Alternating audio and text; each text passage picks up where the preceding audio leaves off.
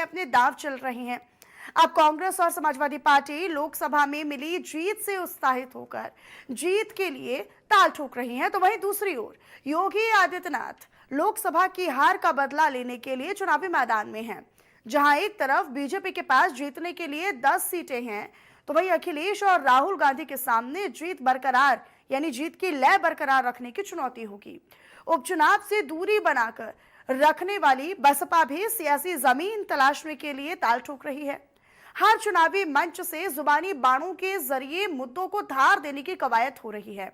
बयानबाजी, आरोप प्रत्यारोप और वादों के बीच जनता किसका साथ देगी, इसी की पड़ताल करने के लिए हमारी टीम ग्राउंड जीरो पर पहुंची है।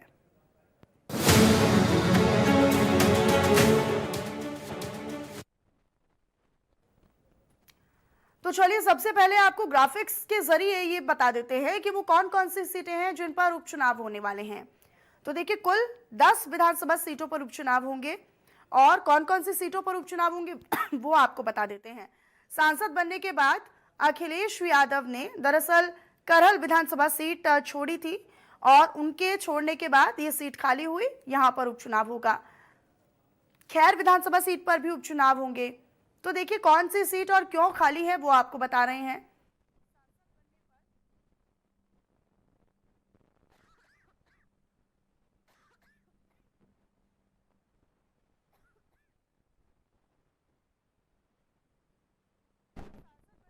अतुल गर्ग ने अपनी गाजियाबाद सीट को छोड़ा, इसलिए ये सीट खाली हुई, तो यहां पर भी उपचुनाव होने हैं।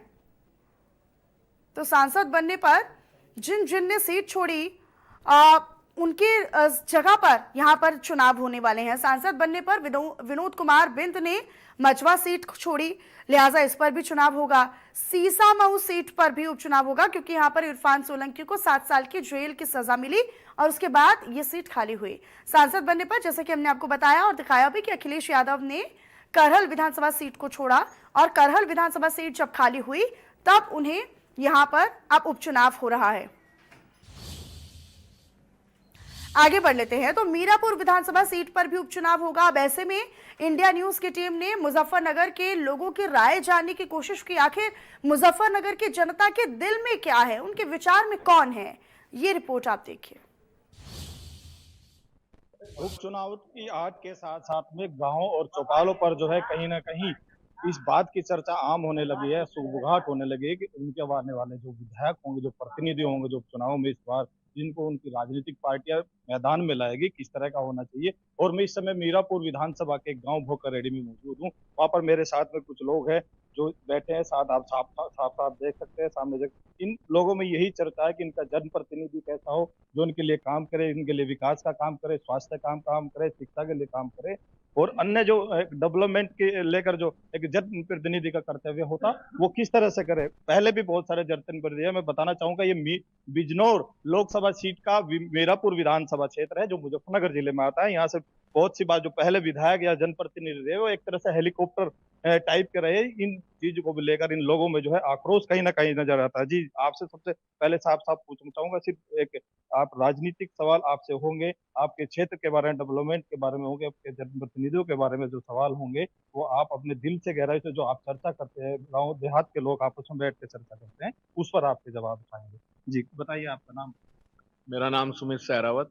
सुमित जी, किस तरह का जनप्रतिनिधि होना चाहिए, क्या क्या आपसे उम्मीद है? जनप्रतिनिधि यहाँ अधिकतर बाहर के रहे हैं और क्षेत्रीय जनप्रतिनिधि प्रतिनिधि सबसे पहली तो मांग यही है। अगर क्षेत्रीय प्रतिनिधि हो तो वो यहाँ की समस्याओं की अनदेखी नहीं करेगा, यहाँ का सब कुछ जो है उसे जानकारी भी होगी और वो सबके सुख दुख में भी शामिल होगा। और विकास कार्य जो एक सबसे बड़ी समस्या रही है यहाँ, विकास कार्य जो है, इतना बड़ा नगर पंचायत होने के आसपास भी 15,000 के लगभग यहाँ का पोलिंग है, लेकिन विकास कार्य में यहाँ सबसे डाउन स्थिति है। कहीं जल भराव की समस्या है, कहीं रास्ते सही नहीं है। तो और इतना बड़ा नगर पंचायत होने के बाद भी शिक्षा के क्षेत्र में और स्वास्थ्य के बारे में भी यहाँ सुविधाएं बहुत कम है। सरकार बहुत सारे दावे करती है विकास को लेकर, शिक्षा को लेकर। अभी भी मुख्यमंत्री जी पिछली बार मीरापुर आए थे, बड़ी बड़ी घोषणा करके गए। आपके मिल के बारे में 66 करोड़ की उन्होंने घोषणा की, गाँव गाँव स्टेडियम हो स्वास्थ्य के लिए, इस तरह की घोषणा उन्होंने। नहीं, घोषणाएं की हैं, लेकिन वो शायद मैं समझता हूँ कि वो घोषणाएं केवल कागजी कार्रवाई तक ही सीमित रह जाती है। धरातल पर नहीं आ पाती। और यहाँ पर जो हमारा मोरना मिल है, उसके विस्तारीकरण की भी एक मुख्य समस्या है यहाँ। विस्तारीकरण के लिए यहाँ पर अब तक भी कोई प्रक्रिया इसकी नहीं शुरू हुई है।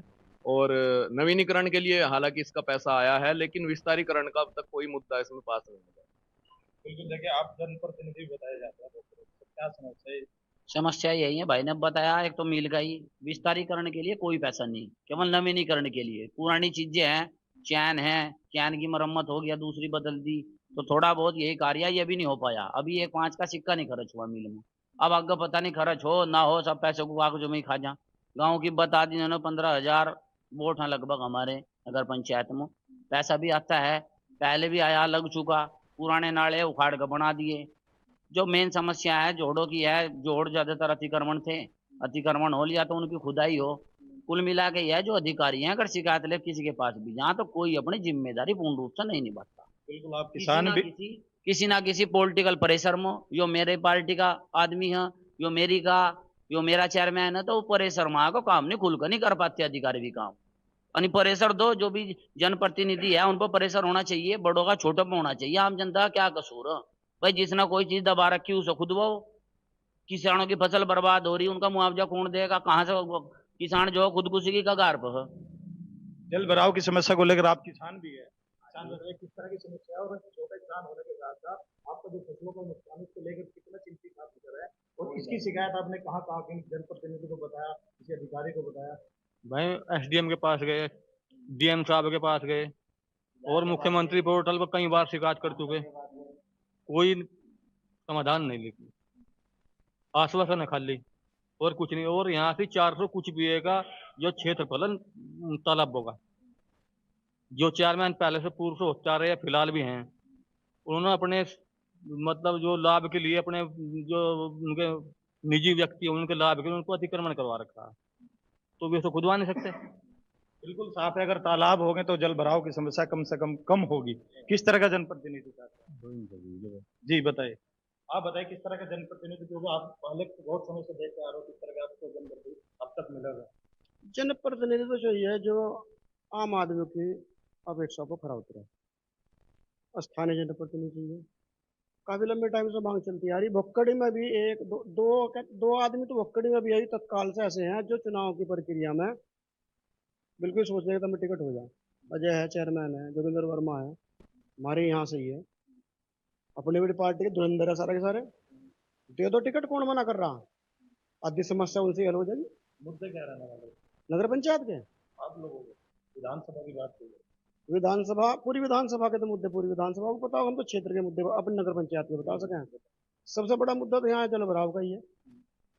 देवेंद्र की समस्या है, कैसी समस्या हो रही? ये देवेंद्र नहीं, तकरीबन 55 बीघे धरती है ऐसे करके, ऐसे समाज से जुड़े लोग हैं, कोई समस्या का हल नहीं है।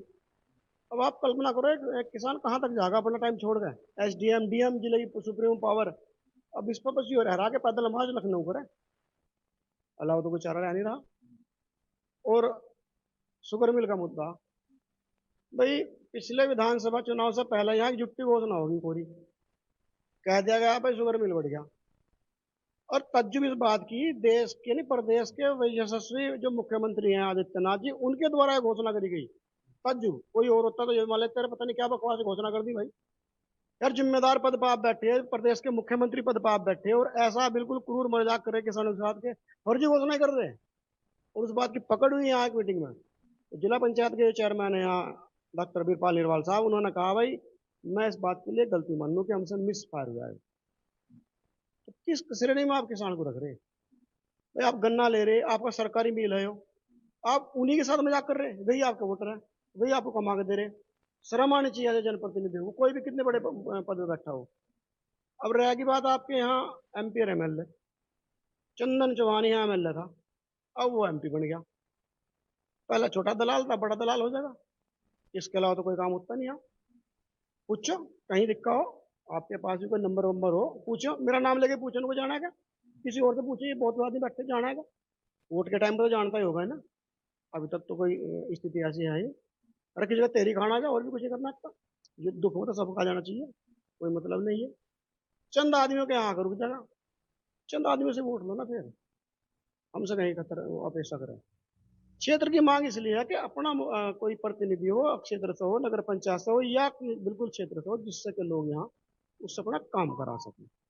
बिल्कुल आपसे जानना चाहेंगे किस तरह का जनप्रतिनिधि जनप्रतिनिधि एक तो क्षेत्रीय ही हो या मीरापुर विधानसभा से ही हो, और वो यहाँ किसानों की जो समस्या है उन्हें देखकर उनको काम करे। ऐसा नहीं चाहता अगर यहाँ दूर से आया, पार्टी फंड में कुछ पैसा दिया, टिकट मिल गया, हो गया, फिर भाग गया, पता ही नहीं लगा, पर्चे चिपकते फिर रहे भाई हमारा विधायक कहाँ गया, हमारा सांसद कहाँ गया। पार्टी को महत्व दिया जाएगा या कभी संदेह नहीं, लोकदल का क्षेत्र है, पहले तो लोकदल को ही महत्व दिया जाएगा। अगर किसी जाट प्रत्याशी को टिकट होगा तो उसके साथ रहेंगे, और अगर जाट प्रत्याशी को टिकट और कोई सी पार्टी करेगी तो उसके साथ रहेंगे। क्या कहेंगे आप जनप्रतिनिधि के बारे में? यही है कि जनप्रतिनिधि के बारे में कि क्षेत्र का ही कोई ना कोई होना चाहिए, और जो क्षेत्र का होगा आम जनता के बीच में आकर जो उनकी समस्या का निवारण करेगा उसी के लिए जो वो करा जाएगा। जो क्षेत्र में मान लिया क्षेत्र का नहीं है, आता है और बस कागजों में करिए और अपना चले गए और अपना बस बैठे अपना वहां से, यहाँ कोई करे भी तो उनका फोन भी नहीं उठाया जाता, जो कोई समस्या का समाधान ही नहीं करा जाता जो। तो इसलिए जो क्षेत्र का ही आदमी के लिए जो हम वो करते हैं कि जो क्षेत्र ज्यादा से ज्यादा जो क्षेत्र का ही आदमी होना चाहिए, पार्टी को ही है। क्या कहेंगे आप? क्या कहेंगे? हमारा भी कहना है, जो इनकी समस्या बता रही हो हमारी समस्या। लेकिन जो आप प्रतिनिधि चुनेंगे उस समय जहन में क्या होगा? विकास होगा, पार्टी होगी, नेता होगा? विकास भी होगा, बिरादरी भी होगी। बिरादरी भी होगी। क्या कहें आप भी बताओ। क्या कहेंगे? उपचुनाव आ रहे हैं, किस तरह का जनप्रतिनिधि चाहेंगे? जैसा सब चाह रहे हैं ऐसा ही हम चाहेंगे। कैसा चाह रहे हैं? समस्या बताइए। हाँ, समस्या यही है, बिजली की, हाँ, पानी की, हाँ, किसान है आप? किसानी है, यही समस्या है। आपको शुगर फैक्ट्री हाँ, शुगर फैक्ट्री की भी है। हाँ हाँ जी, हाँ जी। जी क्या था? भाई ये समस्या सबसे बड़ी तो जल की है। जल भर रहा हमारे गांव में। देखो जब भी बारिश होती है गांव में जल ही जल में लगा हमारे गांव में। सड़कें ऊंची कर दी, गांव नीचा होगा। जोड़ की कोई खुदाई नहीं है, जोड़ कोई नहीं खुदा, बस कागजों में दिखाते खोद दिया, लेकिन खुदाई कुछ नहीं है। विकास के लिए हाँ, विकास के लिए क्षेत्र का होना चाहिए। क्षेत्र क्या है, क्षेत्र कोई भी हो। आप बताइए, आप क्या? मेरा जो अपना मानना है, एक तो जो जनप्रतिनिधि होना चाहिए वो अपना एरिया का होना चाहिए। दूसरा, मैं बीजेपी से हूँ तो बीजेपी को ही मैं वोट करता हूँ। पर रही बात उसकी, जो इस हिसाब से यहाँ पे जो प्रतिनिधि आज तक जीतते गए हैं यहाँ से, कोई भी आदमी ने, किसी ने भी इस क्षेत्र के बारे में कुछ नहीं सोचा। एक हमारा मेल का मुद्दा है, मेल का मुद्दा कभी वो नहीं हुआ कि उसे उसका विस्तारीकरण हो, ये सबसे बड़ा मुद्दा है। फिर दूसरा मेरे इसका नगर पंचायत का है, हालांकि मैं अपने वार्ड से सभासद भी हूँ, बीजेपी से हूँ, मगर नहीं, कोई भी सुनवाई नहीं है। फंड आया आया है नहीं आया कोई पता ही नहीं चलता क्या हुआ क्या नहीं हुआ। इतनी समस्या मैंने इसमें लिख के दी है, कोई सुनवाई नहीं है उसकी। बाबू जी क्या कहेंगे आप? क्या कहूँ तो, प्यार से आप और मुझे क्या लगो मीडिया वाले मत बोल खोलना नहीं दिखो और बताने के हम कुछ हैं तुम, और तुम बताओगे हैं हम जनप्रतिनिधि जहाँ जो बोल हमारी बात सुना यहाँ से आगे हर वक्त हमारे, जब भी बात करो कोई समस्या हो कम से कम वहाँ सुनवाई तो हो जा। अगर नहीं सुनवाई होती हमारा फायदा का जनप्रति वोट देने का, इसलिए हम नहीं सोचते, चुपचाप अपने घर बैठे रहे, जब भी ऐसे बैठे हैं जब भी ऐसे बैठे हैं, और क्या करेंगे उनका बना कर भी, और ईरान होना धूम में खड़े होना जाएगा वहां से तो नहीं करता। हम तो जनप्रति ऐसा चाहें जो मजबूत हो और कुछ अपनी बात रखने में सक्षम हो, और हम उसके सामने अपनी बात रखें तो हमारे काम हो। काम के लिए तो चुनाव खोलते हैं, कहेंगे तो यार तो ये बना कर उठा देंगे प्रतिनिधि किसी को भी। प्रतिनिधि यहाँ कितने आ रहे कितने जा रहे हर बार नहीं आओ, अब देख लियो अब कितने प्रतिनिधि आएंगे, और सबको हम नहीं कह देंगे बस अब आ गया फिर तो नहीं आने का, तो हम नहीं पूछते हैं, खुद तो नहीं पूछते हम तो, और कुछ बताते ही नहीं। आप बहुत सोच विचार हो। यदि सोच विचार में तो हम बैठे हैं, बड़े बड़े आते हैं यहाँ से, हम हमारे से वोट ले जाते हैं, हमारी कोई समस्या पूरी नहीं होती। हमारा भाई देवेंद्र का खेत हो रही है, फसल कोई नहीं हो रही, 3-4 साल हो गए, सारी फसल मरी पड़ी। जी ने भी कहा वो धोरे को नहीं चलता, किसी से बात करो वो हमारे से बात नहीं करता है नहीं जी। बिल का मुद्दा जो पैसे आ गए, हमें तो पता नहीं पैसे आ गए नहीं आ गए, क्या होया क्या नहीं, वो फिर नहीं चलेगा, मैं फिर दो दूंगा, है जी। हम तो ये चाह, अगर जो कोई हमारे एरिया का ही इंडिया का ही कोई बन जाए इसमें, पर्चा मिल जाए उधर, तो कम से कम उसके बाद हम जाकर बैठ जाए, उससे भूल चलेंगे भाई हमने तो ये वोट दी, हमारे को काम तो कर दे, हमारे बीच में कोई नहीं आता, वोट ले मत चले जाओ, वोट ले मत चले जाओ। क्यों? हम तो पार्टी के भेड़, हाँ, जंगे डंडा मारे मुझे वो कर दें, अरे कान पकड़ो इधर नो कर दे, क्या जाना है, सारे काम ऐसे हो रहे जी। बिल्कुल, देखिए भोकारेड्डी के लोग हमारे बीच में थे, इनका एक नब्ज है, जो इनका दुखती नब्ज है, उन पे हमने टटोलने की कोशिश की है। इनके दशकों से जो है, जो जनप्रतिनिधि रहे वो ज्यादातर बाहरी रहे हैं और जनता के बीच में ना आने वाले रहे। इस बार ये लोग चाहते हैं कि जो इनका जनप्रतिनिधि उनके बीच का हो, उनकी समस्या सुनने वाला हो। और वहीं इन्होंने जो अपनी मांगे, जो अपनी समस्या, जैसे शुगर फैक्ट्री का विस्तारीकरण के साथ साथ में जो छोटी छोटी गांव देहात की जल भराव की समस्या हो, शिक्षा को लेकर, वही सभी मुद्दे आप मीडिया के सामने रखे हैं। मुजफ्फरनगर से इंडिया न्यूज के लिए धर्मेंद्र कुमार।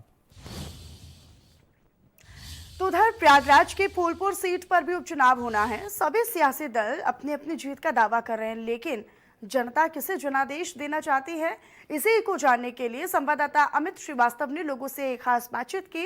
ये रिपोर्ट आपको दिखा देते हैं। फूलपुर विधानसभा चुनाव का उपचुनाव होना है और इसको लेके सभी पार्टियां अपने तरफ से अब तैयारियां पूरी कर चुकी हैं। लगातार जो नेता हैं वो प्रयागराज में आ रहे हैं और फूलपुर में अपने अपने तरीके से वोटरों को रिझाने का प्रयास कर रहे हैं। और हम भी बात करेंगे तो आज वोटर जो होंगे या जो जनता है उनसे ही डायरेक्ट पूछेंगे उनके मन में क्या है इस चुनाव को लेकर, कैसे वो नेता चाहते हैं, उनकी क्या समस्याएं हैं और किस तरह की वो चीज़ें चाहते हैं, उन्हीं से जानते हैं। आइए हम चलते हैं। क्या नाम है आपका? हमारा नाम उत्तम कुमार है और मेरा परिचय है, मैं फोटोग्राफर वेलफेयर एसोसिएशन संपूर्ण भारत का राष्ट्रीय अध्यक्ष हूँ। आप ये बताइए, फूलपुर का उपचुनाव होना है तो आपके मन में कैसा क्या चल रहा है कि कैसा नेता होना चाहिए? हमारे मन में बात ये चल रहा है, जो भी नेता आता है वादे तो बहुत कर देते हैं, लेकिन वादे करने के बाद जब सत्ता में जाते तो नदारत हो जाते हैं और उनसे कोई उम्मीद नहीं होती, क्योंकि लॉकडाउन से लेकर अब तक हम देखते चले आ रहे हैं।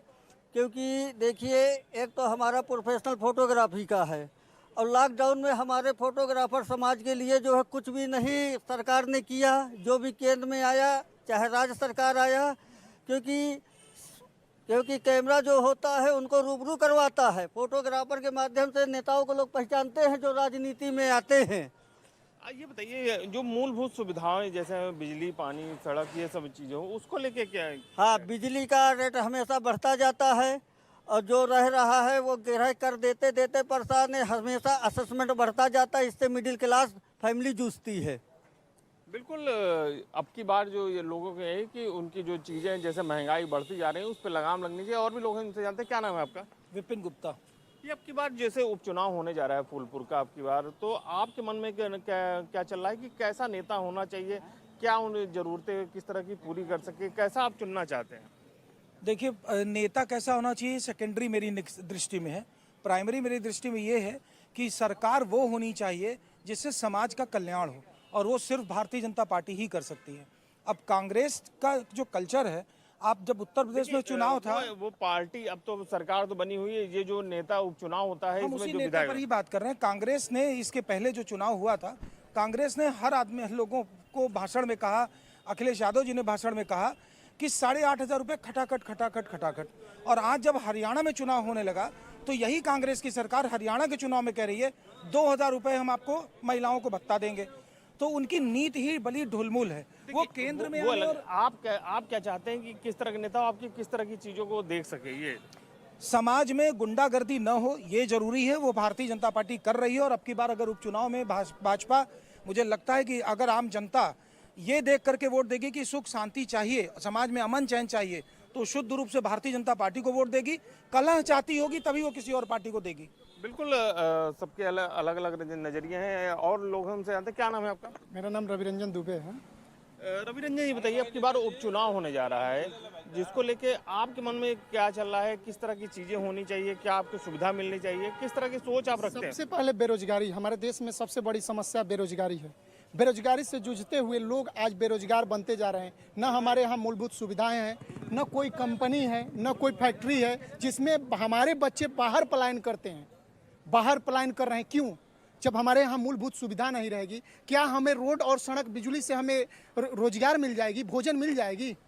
हमें 4 किलो राशन से रोजगार मिल जाएगी? रोजगार तब होगी जब समग्र विकास और संपूर्ण क्रांति होगी और कंपनियां खुलेगी, जगह जगह रोजगार मिलेगा। अब बताइए, बेरोजगारी बढ़ते जा रही है, 8,000 10,000 में रोजगार लोग कर रहे हैं, पढ़े लिखे मूर्ख बने जा रहे हैं। तो ये सरकार बहाली खोले ना, शिक्षक की भर्ती खोले, जैसे फटाफट शिक्षक की भर्ती खोले, रोजगार दे और जनता में खुशहाली तो है। योगी सरकार में ये तो है कि समाज में समरसता बनी हुई है, एक डर पैदा है कि हम गलती करेंगे तो फंसेंगे, ये डर है। लेकिन कंपनी खोले, रोजगार दे, सारी चीज व्यवस्था दे। एक बड़ा मुद्दा है, एक बहुत बड़ी मुद्दा है।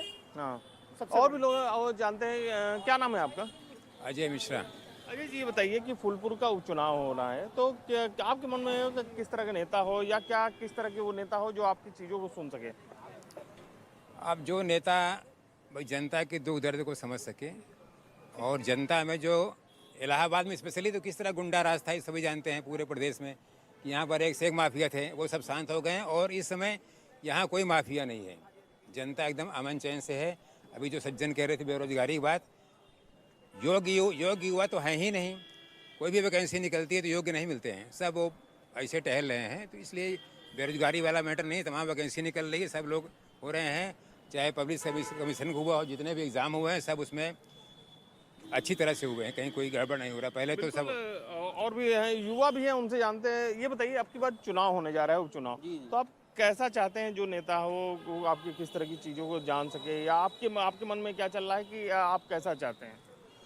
जी, देखा जाए मेरे मायने में तो हमें ऐसा अपना नेता चाहिए जो कि सबकी बातें सुने और युवा जो है आज का उसके लिए कुछ करे, और दिन ब दिन चीज़ें सही होती जा रही हैं बीजेपी में, तो हम लोग खुश हैं और बस यही चाहते हैं कि चीज़ें सही रहें। बिल्कुल, सभी के मन में यही है कि ऐसा नेता हो जो इनकी चीज़ों को सुन सके, उनके पास जा सके, उनकी भावनाओं को समझ सकते हैं, उनकी जो ज़रूरत की जो चीज़ें हैं, जैसे शिक्षा हो, रोजगार हो, बेरोजगारी, इस तरह तमाम जो मुद्दे हो उसका वो निराकरण कर सके। ऐसे युवा, ऐसे जो चेहरे को वो नेता चुनना चाहते हैं। तो अब की बार देखना होगा वो फूलपुर जो उपचुनाव है उस पर कौन जीतता है, कौन किस पे भारी पड़ता है, ये आने वाला समय बताएगा। Amit Shrivastava, India News, Prayagraj. चलिए, फिलहाल इसी रिपोर्ट के साथ इस खास कार्यक्रम में इतना ही। बाकी तमाम खबरों के लिए आप बने रहिएगा हमारे साथ। नमस्कार।